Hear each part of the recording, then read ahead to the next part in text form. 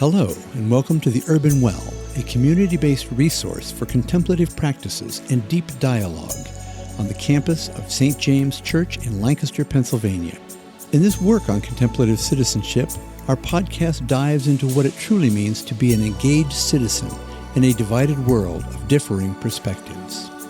This series will offer a variety of voices to reflect on how their faith shapes their being in the world. For more information on this series, St. James Church in Lancaster, and the Urban Well, go to stjameslancaster.org. And now, Contemplative Citizenship. Hello and welcome. I am Mother Stacy Carpenter, one of the clergy here at the Urban Well at St. James, and I'm very excited to welcome our guest today, Braden Weaver. Braden is a native Lancastrian and is a community education teacher for the Lancaster Lebanon IU13 program. Braden, welcome. Thank you, Mother Stacy. Thanks for inviting me. I'm glad to have this chance to do a podcast. My coming to contemplative spirituality, coming to the Urban Well, is tied together in my mind with coming to St. James and also coming to the Episcopal Church. I guess the first in that order would be coming to the Urban Well. That's what drew me here. And then I joined St. James and sort of incidentally, as a result, became a member of the Episcopal Church. Yet when I look back at my life, the Episcopal Church was always present somehow in the background, and I didn't really think about it until recently. I grew up in the Lutheran Church. I came from a very devout Lutheran family. We attended church every Sunday. My parents and my grandmother were pillars in the church, very active. And we were a family that got a lot out of the Lutheran Church. But as a young person, I was very interested in attending other churches, seeing Christianity in other forms, and I was encouraged by my parents to visit other churches, a full spectrum of them. And I realized that they had respect for the Episcopalians. They spoke highly of them. They sort of let me know that they were first cousins. And so I would come into Lancaster and attend St. James and St. John's. And I felt quite comfortable there. And people would say to me, you'd make a good Episcopalian. Throughout my later teens, I realized that I was parting ways with my home church, my home congregation, perhaps with Lutheranism, and that it was time to leave. When it came time to leave, did I become an Episcopalian? No. I became a Roman Catholic, but one who attended the Episcopal Mass. And even though I was quite devout and very much enjoyed the first years of my life in the Catholic Church, I realized that there were some problems that I had to think about. And I would hang out with, Episcopalian friends. I was part of the Episcopalian Student Union, even though I was a Roman Catholic when I was in college. And my Episcopal friends would say, you think you're Roman Catholic, but you're really an Anglo-Catholic. And in time, I understood that it was time for me to go from the Catholic Church, not so much about core aspects of theology, but certain parts of, church structure, the church institution, many of the reasons that other people would someday leave, and that indeed that so many people have come to St. James from the Roman Catholic tradition. So when it came time to leave, did I become an Episcopalian? The answer, of course, is no. I became a Unitarian Universalist, and but one who attended the Episcopal Mass. And some of my friends would say, you think you're UU, but you're really a very liberal, open-minded Episcopalian. Then I reached a point in my life that I moved far, far away to a land that was Buddhist and Hindu and also Muslim. It was sort of a Unitarian's dream because there were temples and mosques and shrines on every corner. No UU churches, but indeed the world's religions were there. But I attended Sunday Mass at an Anglican church and had many friends there. I really enjoyed being part of this Anglican community. And my friends there would say, we know you love exploring world religions, but you can do that from a Christian foundation, a Christian starting point, and you'd probably make a good Anglican. So I actually went to the priest and asked, should I join the Church of England? And the priest's answer was no. In fact, he says, nah, not that old thing, no reason, no need to. So I didn't. I guess he had some issue with the Church of England, and I never inquired of it. But he said, coming here is good enough. You don't need to join the Church of England. So I didn't. Eventually, I returned to the United States in Lancaster, and I began to attend the UU Church. But it became apparent that both Unitarian Universalism and I had changed over the 13 years of my absence, but in opposite directions. Then on one Saturday, while walking through St. James Churchyard on the way to Central Market, a sign caught my eye, which was the Urban Well, the Mercy Seminars. And every Saturday I would park in the library parking lot and cut through the St. James Churchyard, and I would see these signs. And I think that's when I became an Episcopalian. It was not a sudden decision as I walked past these signs over weeks, actually months. Each Saturday, I would check out what new events were posted, and I took pictures of them. I would send them to people saying, can you believe this? Look at what this church is doing. But here was clearly a form of spirituality that deeply resonated with me. And I thought, if this is what being an Episcopalian can be, I'm going with this community. And of course, meeting people like Shana Watson and Chuck Smith greatly helped too.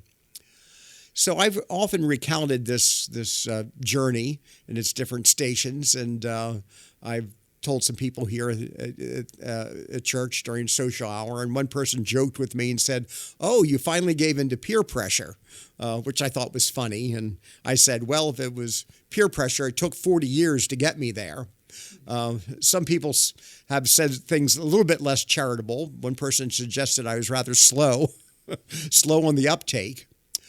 But I think the most thought-provoking response came while on a retreat, and it came from a senior Episcopalian, I should say a cradle Episcopalian, very much my senior. And as I was describing this journey, the gentleman could not help but to frown and shake his head. And then he said, you young people, you sure like your church shopping from one to another when you don't like something. This comment took me by surprise. At age 58, I had not been called young for many years, but I understood the optics of the journey of these changes from his perspective of such stability must not have looked too good. I'm sure I appeared to be an absolute flake. But from my perspective, I was feeling joy and celebration from where I was spiritually, and such gratitude for the various phases that brought me to a contemplative way of life, or at least beginning to walk that path. It was not always like that.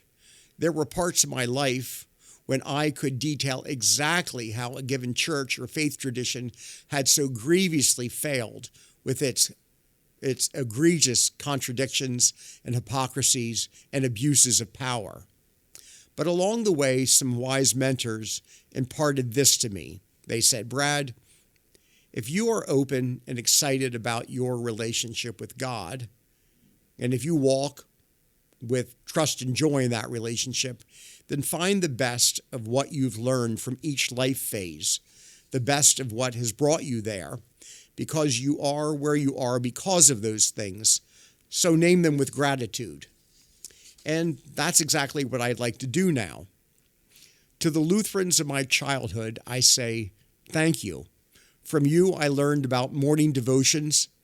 I learned about alone and quiet time with God. I understood that there was something such as morning prayers, evening prayers, vespers. I'm also grateful for learning from a Eucharistic-centered faith where the real presence in the sacrament of the altar was there, as represented by a sanctuary light burning in the church. I think that idea of presence, sitting with presence, began from this Lutheran basis. To the Roman Catholics of my late teens and my 20s, thank you. The whole world of mystics, those great mothers and fathers, you opened me up to these. You opened up worlds to me. It's impossible to really enter into the Christian contemplative world without coming and embracing what the Catholic mystics say. I thank the Roman Catholics for the idea of a retreat, going on retreat, spiritual direction, and of course, Eucharistic adoration, the offices of prayer, and mantra prayer in the form of the Rosary. To the Unitarian Universalists, thank you. You were the first that really called me to take my spiritual path as an adult seriously. In the Unitarian Universalist world, you are expected to be a spiritual adult who must intentionally, consciously develop and engage in, work on a spiritual path toward the sacred. And it was also imparted to me that choosing that path is going to cost you. There are sacrifices, maybe even sufferings from it. From the Unitarians, I also learned about meditation, being present, being awake to a reality around you. And I got that a lot from the Quakers. Where there's Unitarians, there's also Quakers close by. And there in that silence, one begins to listen to that still small voice, that divine spark within. From the Buddhists that I've met, thank you. Helping me practice with meditation and helping me to really take seriously the problem of my ego and the monstrous dimensions and capacity for delusion and deceit that is within me. From the Hindus, thank you for the idea that prayer involves the body and breathing.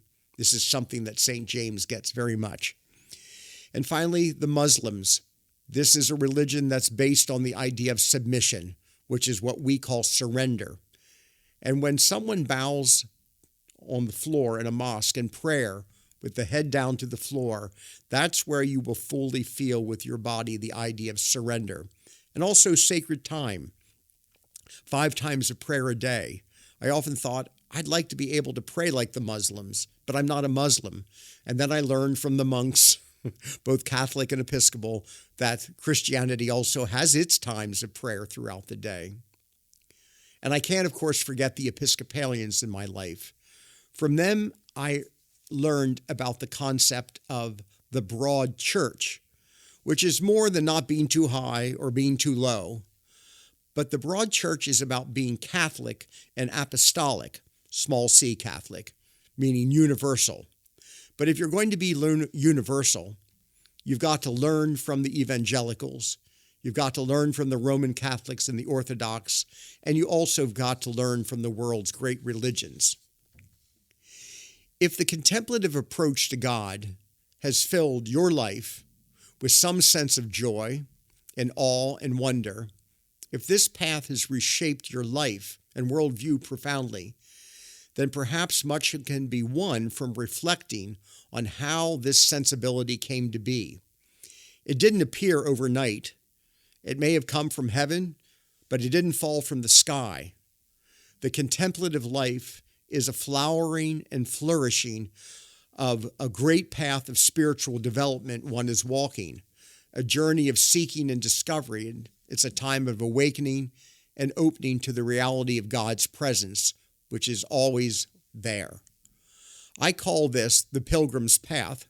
It's not an original term, but it's the term I love.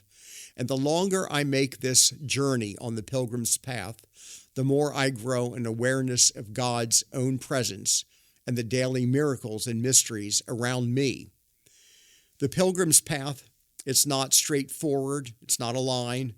It twists and turns and circles back.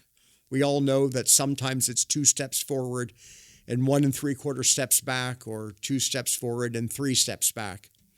As we start this journey, we may have been given a ready-packed spiritual suitcase. And during those hard and rough moments of the trip, this suitcase comes apart with the contents lost or jettisoned and different improvisational items replacing them. Put together, come apart, reassemble, old and new, a mix. This is life, and it's also part of the spiritual journey of a pilgrim. Richard Rohr states it so perfectly. The path of spiritual growth and maturity is one of construction, deconstruction, and reconstruction. He also advises that spiritual growth and awakening to God's presence requires that we transcend and incorporate what has been handed down to us from the past. Never reject, but transcend and incorporate. This pilgrim's path, like all journeys, has milestones, waymarks, major life's events that connect together. Some are hard, some are easy, some are confusing, some very clarifying. Some are earned and rightfully so. They're expected. But some are bitterly unfair and undeserved. And also there are those that come by grace that is never deserved or merited, but is simply given and received. As I walked this pilgrim's path of my life, particular milestones sometimes meant my world was falling apart. I was falling apart, but only to be put back together, repaired with cracks. But as the Leonard Cohen song goes, those cracks, that's where the light shines in. These life waymarks, whatever they were, they imparted a lesson, wisdom, and they aren't lost and dormant in some distant past. They have real, great power to impart something here and now. Past events can be transformed and be transformative. They can lead to loving and forgiving more, to more mercy and compassion, to healing and empowerment, but they must be accepted with thanks and gratitude. If that's too hard, as sometimes it's too hard for me, because the words stick in the roof of my mouth, I don't have to do it alone. Indeed, often I can't do it alone. I'm not sufficient because my ego is far too strong. Only through offering the hardest events of life to God's transformative power can these events become a seminal waymark that progresses one down this pilgrim's journey with all its steps. That comes as no surprise, perhaps, to a contemplative, because surrender to the presence, that is really what contemplative life is all about. There is power in walking the pilgrim's path and praising God for each mile marker. The farther you trod, the deeper the sense of who you are, because you begin to know exactly who you are as a pilgrim. This brings incredible peace and stability. You know that solid rock on which you stand and what else is sinking sand. You know what journey and destination you are on. You know that you don't have to play a part in many of the games of life because there is a different set of values. And eventually, when the ego is not fed, it diminishes. The need to fight and argue to be right subsides. Instead of constant reactivity, energy is freed up to love, to forgive, to heal, and to empower. This has great implications for citizenship, because only when we have a clear sense of who we are as pilgrims on a path with a journey, each with very valuable milestones, are we able to appreciate other people's journeys, to be able to take interest in them, listen to them, appreciate them, perhaps walk in their shoes, or maybe help them see what journey they're on. If this country is going to heal, we have to sit down and listen to each other about our life stories and be able to share deeply even as we listen. If this sharing of life stories can be based around a spiritual path, then we'll be able to undo some of the great hurt that is now besetting our country. Braden, thank you so much for being with us today, for sharing your story, your wisdom, and for your participation in the Urban Well community. I'd like to thank you, the clergy at St. James, indeed all of the people that come together to make the Urban Well possible. It is also an immeasurable gift, and I really look forward to growing as a Christian within the Urban Well. Thank you so much for joining us for this episode of Contemplative Citizenship. If you found this podcasts to be helpful or useful to you in your contemplative journey, there are many more episodes for you to listen to. You can find all of the Contemplative Citizenship episodes wherever you listen to your favorite podcasts. We look forward to you joining us again in the new year as we continue this series. Thank you so much for being part of the Urban Well here on the campus of St. James in Lancaster, Pennsylvania. Thank you for being part of this journey of contemplative citizenship. Remember, it's not just about listening, it's about engaging and finding that common ground and common prayer. Don't forget to subscribe and share this podcast series with friends. For more information and podcasts from St. James Lancaster and the Urban Well, go to stjameslancaster.org. That's stjameslancaster.org. Until then, keep seeking, keep questioning, and keep connecting.